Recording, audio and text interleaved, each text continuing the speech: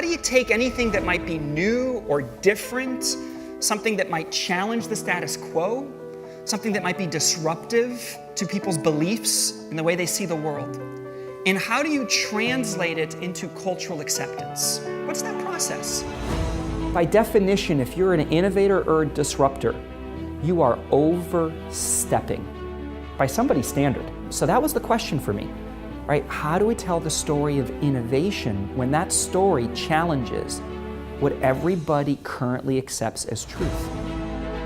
This is the challenge we all face, which is disbelief. Because it's one thing to have the breakthrough product or idea, but if you can't get others to connect to it, believe in it, and act on it, well, it doesn't matter how much money you got behind you. Now, a lot of us think, well, let's just present the facts. If we've got the facts, we have the evidence, of course people will believe us. Our common default is to start with the data. The challenge is data is dead. So how do we crack the code on disbelief? What I want to share with you is my work on narrative. How you can think as a narrative strategist to advance your work as product designers and as innovators.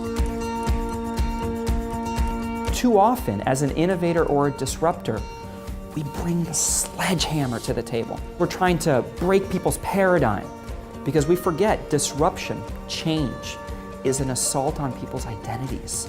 So the art to this is to talk about the difficult subject in a manner that still leaves people feeling good.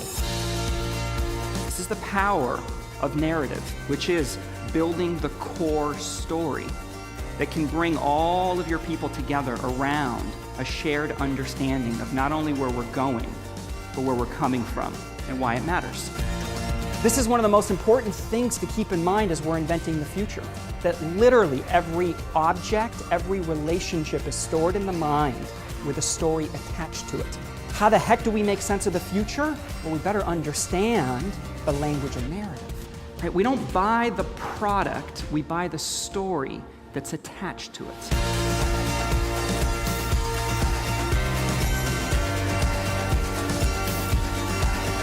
But we can't assume that the data is going to tell the story for us. We have to narrate it. This is part of the curse of being an innovator and a disruptor. We got to remember, we got to slow things down. There are so many inventions, breakthroughs, products and services that the world is waiting for. If we could just figure out how to get the story straight. At the heart of this, the DNA source code of all of our interactions, of every product, of every relationship, and of every experience, are the stories that we share with each other.